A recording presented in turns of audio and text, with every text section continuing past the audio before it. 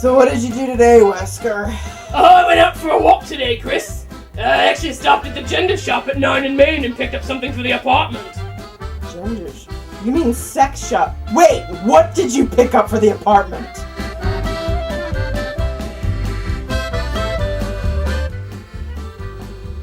It's a ceiling fan, apparently.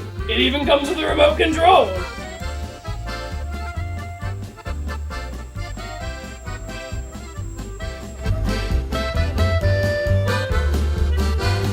Wesker, that thing is coming down right now. Turn it off. Fine, Chris. Wesker, I said turn it off. I'm trying, Chris. I can't get it to turn off, Chris. Wesker, just turn it off. I can't. It's a deck.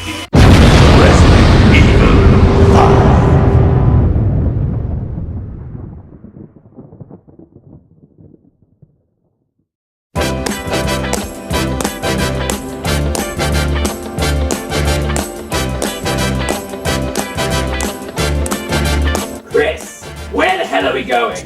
Damn it, Wesker! Watch your fucking language! Oh, sorry, Chris. Wherefore do we fucking tarry there in yon bastard? I told you, we're going to Jill's apartment. Jill. Jill. Who the hell is... Wait. Don't tell me, Chris. It's coming.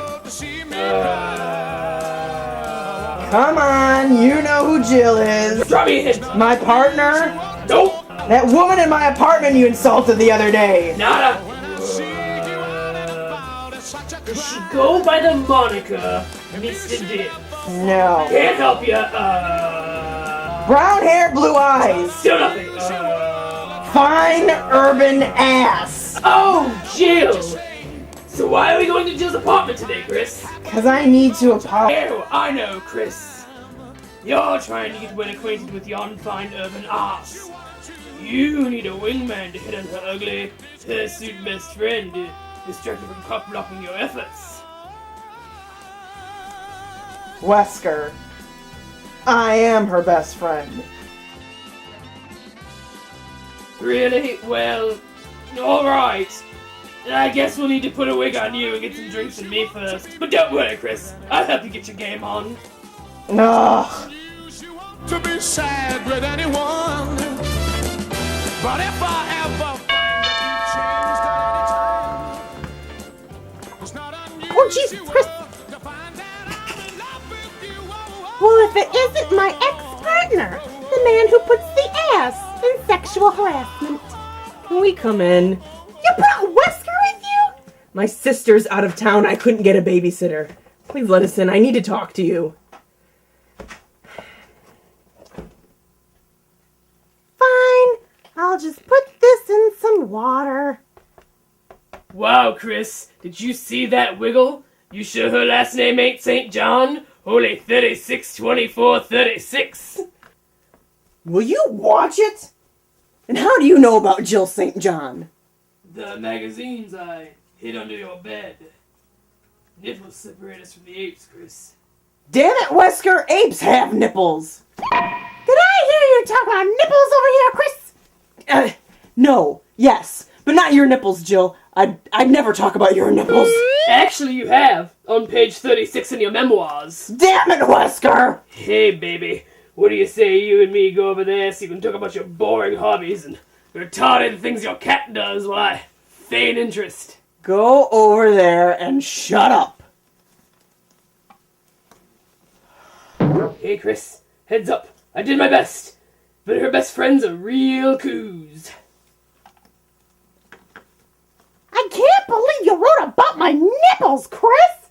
It was a very cold day. Not that that's an excuse. I'm sorry, Jill, but you weren't meant to know about that. That's why I wrote it in my journal. Private thoughts, Jill, private thoughts. You should hear what he says when he's sleeping. Wesker. Like what? You and Juarez? What does Juarez have to do with it? Juarez has nothing You in to... warm weather, wearing little more than dental floss or something? I don't know. I don't pay attention. That's why I digitally record it so I don't have to pay attention. I'd have to review my tapes. Oh, Wesker, you need to shut up now. They're up for rental if you'd like Chris to take me back to the apartment and get them, Jill. All 32 volumes and counting. Wesker! Introduction narrated by none other than the immortal Zach Bagans. The Ghost Adventures guy? Didn't I say immortal? Never mind that. Listen to me, Jill. I know all this sounds wrong. Like bouncing loose change off my ass, not knowing which cleavage to stare into, and imagining me in Juarez wearing a string bikini? All saran wrap. Yeah, but it's coming from a good place. What good place?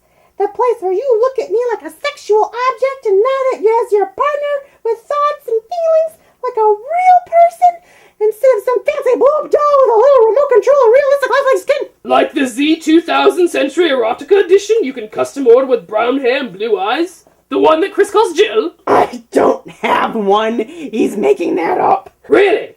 Then why did I have to internet order you one with rush delivery and surreptitiously place it in your bed this morning? I didn't ask you to do that, and there wasn't such a thing in my bed this morning. Well, she tackled me and tried to fling us both out the window this morning. Said you were an ass. Thought it's appropriate to return it to the manufacturer. His memory's a little, so don't... Oh, right, yeah, I will. But that just proves how much you don't think of me as a real person! I know! I do think of you as a real person, Jill. Clearly you don't! Oh, clearly he does. September 15th. Today an agent told Jill her first dead baby joke. And she cried. Sometimes I wish I could be her tears. Just so I can have the ability to do something to alleviate whatever hurts her. Oh. Chris. Jill, And touch her perfect breasts. Joseph, get the hell out of my apartment and out of my life, Chris Redfield! Damn it, Wesker, will you help me out here? To squeeze them. Well, that could have gone better.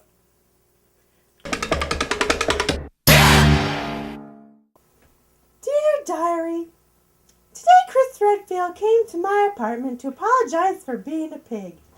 But the best part was, he was wearing his really tight pants that really shows off the package that his mama gave him.